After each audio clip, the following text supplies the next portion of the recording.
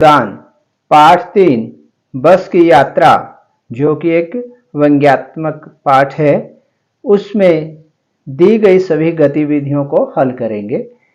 तो आइए शुरू करते हैं गतिविधि नंबर 1। जैसे कि ये कुछ तस्वीरें दिखाई गई हैं और उनके नीचे खाली जगह दी गई है। आपने इन तस्वीरों को देखना है और उनके नाम को ही लिखना है। ये तस्वीर किसकी है? साइकिल, ये ट्रक, रेलगाड़ी, समुद्री जहाज, ट्रैक्टर, बस।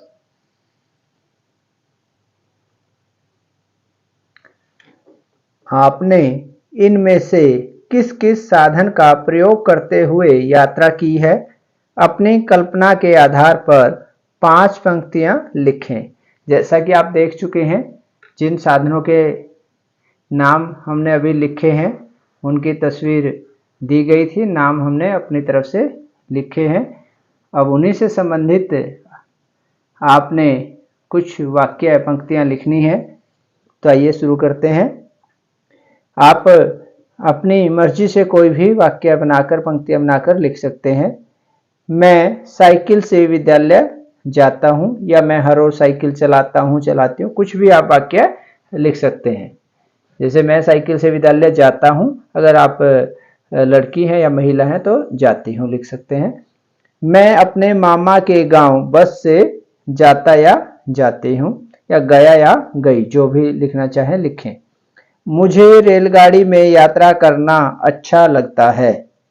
मैं कई बार अपने पापा के साथ ट्रैक्टर पर बैठकर खेत में गया या गई थी। मेरे चाचा जी ट्रक चलाते हैं। तो इस प्रकार आप जो चाहें 5 पंक्तियां लिख सकते हैं। गतिविधि नंबर 2। निम्न शब्दों में से पुनरुक्त शब्द कौन कौन से हैं? जैसा कि आप सभी जानते हैं कि पुनरुक्त शब्द होते हैं जब एक ही शब्द को 2 बार उक्त मीन्स कहा जाए, बोला जाए या लिखा जाए। एक जैसे शब्द को 2 बार से प्रयोग किया जाए। तो इनमें रहेगा 8-10 ये नहीं है, हंसी मजाक ये भी नहीं है, ये सब युग्म शब्द है। 15-20 ये भी युग्म है। तो ये रहा धीरे धीरे। यहाँ पर इनमें सिर्फ एक ही पुनरुक्त शब्द है, वो है धीरे धीरे। उसको हम यहाँ पे लिखेंगे।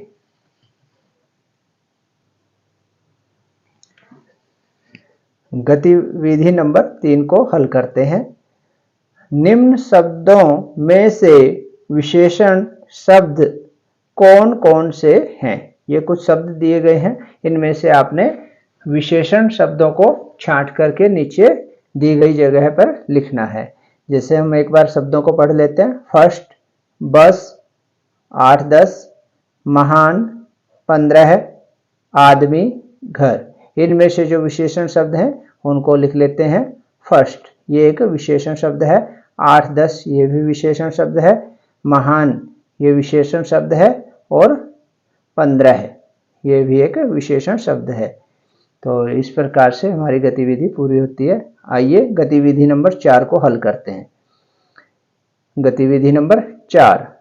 निम्न शब्दों का प्रयोग करते हुए सार्थक वाक्यों का निर्माण करें।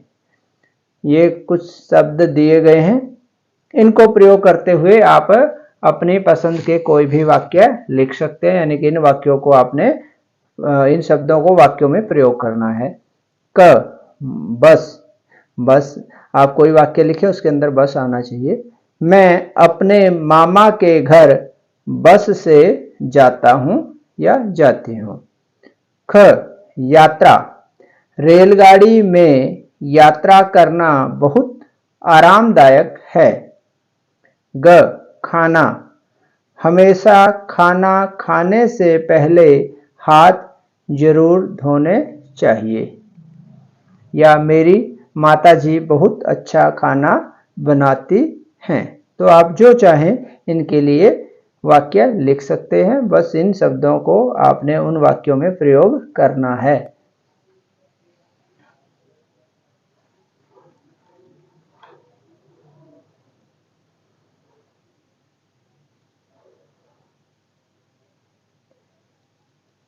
गतिविधि 5। वर्ग पहेली से विशेषण शब्द चुनिए और बॉक्स में लिखिए। ये शब्द दिए गए हैं, इनमें से आपने विशेषण शब्दों को छांटना है।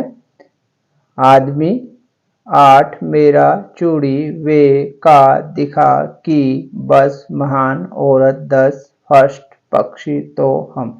इनमें से विशेषण शब्द इस प्रकार से रहेंगे। 8 यहाँ लिखेंगे। आगे है महान, 10, फर्स्ट और हरा।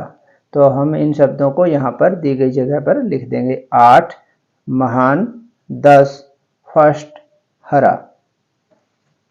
गतिविधि नंबर 6, नीचे लिखे शब्दों में प्रयुक्त समास का नाम लिखिए।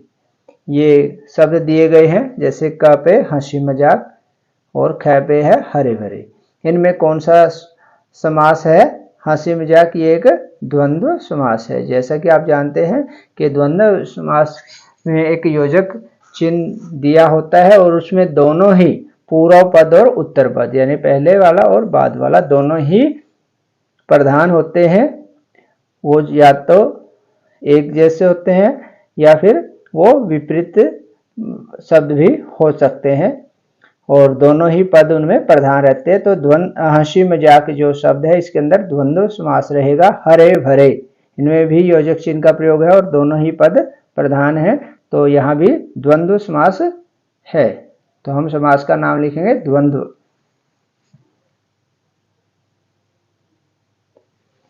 गतिविधि नंबर 7, वर्णों को सही क्रम में रखते हुए सार्थक शब्द बनाइए।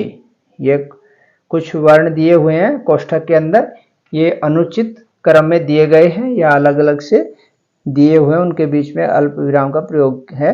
आपने इनको सही क्रम में लिखते हुए सार्थक शब्द बनाना है। जैसे क को पढ़ते हैं स, प्र, या, तो इससे सार्थक शब्द बनेगा प्रयास, प्रयास। ख में ल, क, नि, इससे सार्थक शब्द बनेगा निकल, तो क्या बन जाएगा? निकल। ग में ता, देव, इससे सार्थक शब्द बनेगा देवता, देवता। घ में द, न, ब, ली, इससे सार्थक शब्द इस प्रकार से बनेगा ब, ली, दा, न, तो सार्थक शब्द रहेगा बलिदान।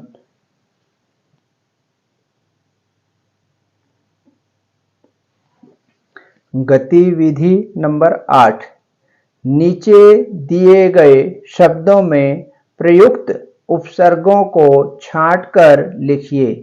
ये कुछ शब्द दिए गए हैं क, ख, ग नंबर पे।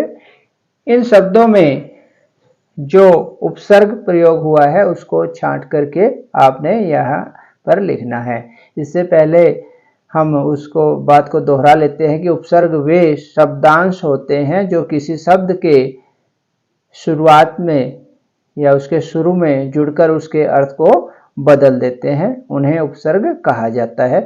जैसे निशान, इसमें कौन सा उपसर्ग रहेगा? नी, यहाँ लिखेंगे नी। ख, सवार, तो सवार में उपसर्ग रहेगा स, तो यहाँ पर लिखेंगे स।